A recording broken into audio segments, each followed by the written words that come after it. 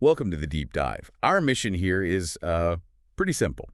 We cut through the noise, we take a stack of sources, and we give you the essential distilled insights. Right. And today, we're taking a fascinating and I guess a maybe sobering historical detour. We're going back to 1895 to look at a very specific analysis of mass human behavior. That's right. Our source material today is really zeroing in on Gustave Le Bon's work, The Crowd, a study of the popular mind. A hugely influential book. Oh, absolutely. And the discussion focuses on what the source material calls an historical diagnosis of how, and maybe more importantly why, large groups of people can willingly, even enthusiastically, just abandon critical thought for a comfortable story. And that central tension, the one Le Bon saw almost 130 years ago, it seems to be the engine behind this whole thing. It's this human preference for comfort over truth. Yeah. And that desire, that need for ease is, according to the analysis we're looking at, the fundamental weakness. It's what opens the door for what was then diagnosed as a form of mass psychosis or a mass illusion. It's a really powerful framework, and I think it's important to be clear that when we use that term, mass psychosis, we're using it in the context of Le Bon's historical socio-psychological diagnosis of collective behavior. It's not a modern clinical definition. Right, that's a key distinction. And so our mission today is really to unpack his observations on why masses instinctively reject evidence, the almost formulaic mechanics of how leaders exploit that, and crucially, the specific mindset that can act as a powerful antidote for the individual. So this isn't just a history lesson then. It's more like a toolkit for understanding how these collective belief structures get built. And maybe how to avoid being trapped by them. Exactly. Okay, let's get into it. Let's start with the diagnosis itself, this idea of the masses and their relentless thirst for illusion. Le Bon was, well, famously blunt about the nature of a crowd. His core insight is kind of devastating because it just attacks the whole premise that humanity is always seeking objective truth. He really didn't mince words back in 1895. The quote at the heart of this whole section is, "The masses have never thirsted after truth. They turn aside from evidence that is not to their taste, preferring to deify error if error seduce them." That quote is just... it's pure analysis. And what's so fascinating is the active choice that's presented there. Right. It's not passive. Not at all. The crowd doesn't just ignore evidence that's inconvenient. They actively take the uncomfortable truth and just throw it aside. And in its place, they don't just accept an error. They deify it. They deify it. They elevate this comfortable falsehood to the status of a sacred, unquestionable belief, just as long as that falsehood offers some kind of seductive payoff. Seduction over substance. That seems to be the key. When you talk about deifying error, you're talking about making a lie sacred just because it feels better. It goes right back to that core idea that many folks would rather be comforted by a lie than hurt by the truth. Well, think about the psychological cost of the truth sometimes. Truth can demand change. It demands work. It demands admitting you are wrong. Exactly. Or that your situation is way more precarious than you thought. But a lie can be incredibly comforting. It promises stability or vindication or superiority, all without any effort.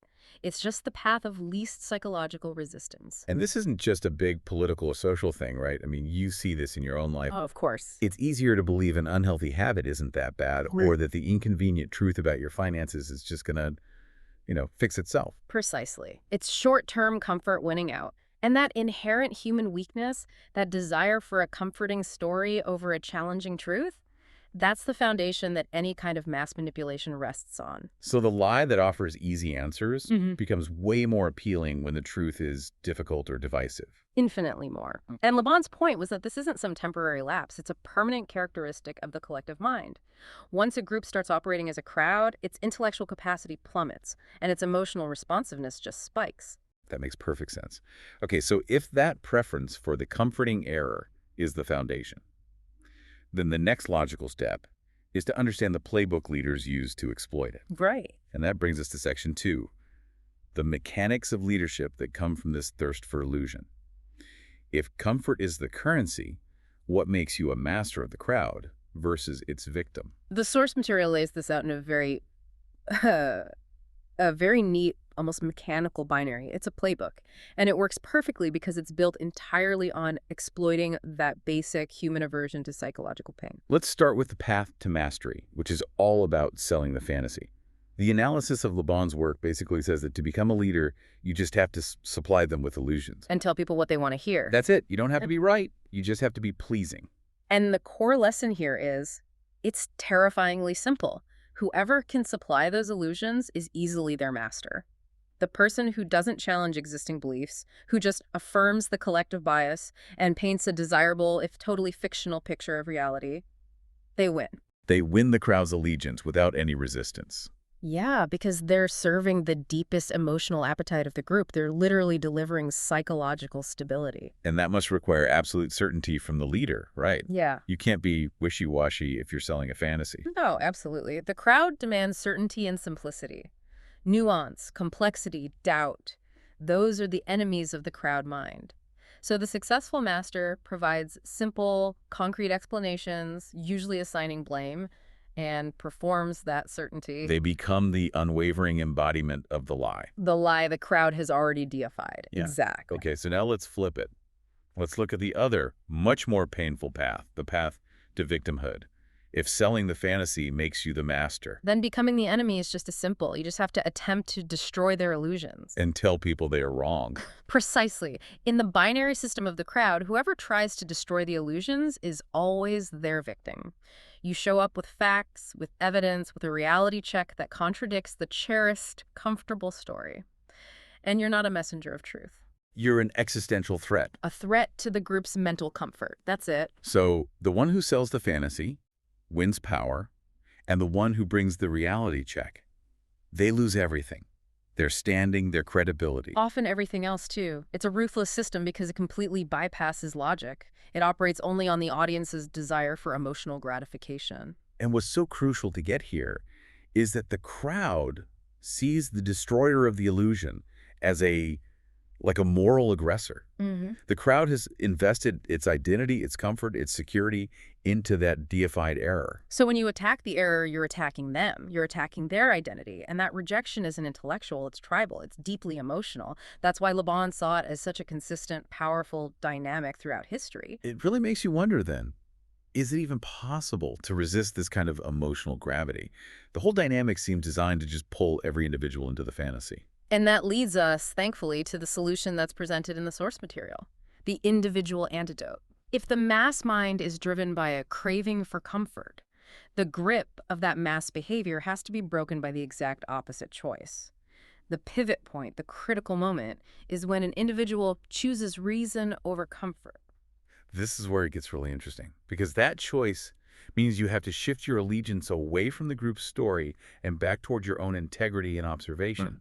And the analysis of Le Bon's concepts lays out these three powerful requirements for individual self-protection. And these aren't just, simple affirmations. They're radical shifts in mindset, especially in a world that seems to value social cohesion more and more. Okay, so the first principle is cultivating a mind that values understanding above belonging. That's huge. It is. Because the cost of pursuing truth often means being excluded or marginalized by the very crowd that cherishes the lie. It's the ultimate act of defiance against the crowd mentality, isn't it? Belonging is a fundamental human need. So to consciously prioritize objective understanding, the hard intellectual path over the warmth and security of being in the group, well, that takes immense courage. That's where most people would fail, I imagine.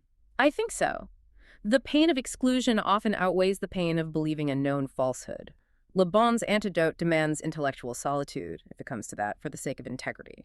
I do wonder, though, doesn't society need some shared illusions to function? Some common ground? Is he maybe a bit too cynical about the need to belong? That's a really valid question, and it shows how hard this antidote is. Le Bon wasn't really arguing against shared values, but against the compulsion to sacrifice truth just for social uniformity. So it's a defense mechanism, not a prescription for total isolation. Exactly. The source material emphasizes that this commitment to understanding protects you from being completely consumed by a collective error, even if it makes your social life more complicated. Okay, that makes sense. Moving to the second principle, which seems like the polar opposite of the crowd's certainty, maintaining the humility to admit when one is wrong. This is absolutely fundamental. The mob mind requires absolute, unwavering certainty. To admit you're wrong introduces doubt, and doubt is like poison to a collective illusion. So humility acts like an internal regulator. Yes, it prevents the individual from becoming rigid enough to fit into the fantasy structure. It means you have to acknowledge the possibility of error in your own thinking, which is something the crowd absolutely forbids. And the third principle is really the outcome of those first two put together. Right. A person capable of self-correction cannot be enslaved by a fantasy. Because if you build in a mechanism for self-correction, the ability to change your mind based on new evidence, then no single narrative, no matter how seductive it is, can hold you forever. The moment you're willing to change your mind, the leader selling the fantasy has lost their power over you. Because their whole game relies on stasis, on blind faith. On the belief that the initial story was perfect and eternal, self-correction is your ongoing escape route. So how does this individual mindset, this anti-crowd DNA, how does it actually work on a practical level? Why are reason and humility such effective weapons against the mob? Well, if we connect this back to Le Bon's bigger analysis, he argued that crowds are ruled by two basic things: raw emotion and absolute certainty. Yeah. The antidote works by introducing qualities the mob mind just can't process or tolerate. Let's start with reason and critical thinking then. Reason and critical thinking are essential because they actively slow down the emotional contagion that's needed for a collective illusion to spread. Emotional contagion. Like a virus. Exactly. Think of it like a wave of panic or excitement moving instantly through a packed group. Mass behavior needs that instantaneous, unthinking reaction, a kind of emotional infection. It's the outrage machine. If you just pause for a second, you break the cycle. You got it. Reason forces that necessary pause between the stimulus and your response. Yeah. In that moment of deliberation, it disrupts the flow of the emotional infection. It lets your higher cognitive functions take back control. And if enough people pause... The momentum of the illusion stalls. And the second mechanism, flexibility and humility, is just as powerful because, like we said, the illusion needs total rigidity. Yeah, illusions require absolute blind faith to work. They demand you commit 100% to one view and reject all counter-evidence. Because if you let one crack of doubt in, the whole thing can fall apart. So the willingness to just say, I might be wrong, that makes an individual fluid. Which is the opposite of the rigidity needed for manipulation. That's the key operational difference. When you're willing to entertain doubt, you're not this rigid object that can be held in place by some ideological trap. And that flexibility allows you, as the source explains it, to pull away from the trap before it closes. If you can change your mind, you're not a static object that can be controlled by others. That's why humility isn't just a virtue here. It's a powerful defensive weapon against emotional slavery. The source material suggests that the real power is in nullifying the lie's grip just by acknowledging the error. The moment you choose the difficult truth, the comfortable lie loses all its power over you. It's no longer sacred. Right. It just becomes another data point to evaluate. And that's the perfect synthesis of all this. The masses operate on comfort, speed, and certainty. They reward the simple lie that feeds their emotions, but the defense against it requires individual courage. Reason to slow things down. And the flexibility that comes from humility, which destroys the rigid structure the fantasy needs to survive. The power of self-correction is the ultimate defense. A lesson from 1895, that is. Well, It's startlingly relevant. it's an incredible takeaway from a book written before mass media as we know it even existed. Just confirms that while the technology for spreading illusions changes, that core human appetite for a comforting story doesn't. And this is why the source material concludes that a person capable of self-correction cannot be enslaved by a fantasy. They've consciously built an internal structure that resists the emotional demands of the crowd. So we'll leave you with this provocative thought, based on Le Bon's insight into our preference for lies over truth. Consider your own deeply held certainties. Which belief, which illusion, political, personal, whatever, would be the absolute hardest for you to admit might be wrong if you were presented with new evidence? And if that's the case, how does pursuing understanding above belonging change your everyday interactions with the world and the people in it? Something to reflect on, that tension between comfort and truth. We'll catch you next time for the next deep dive.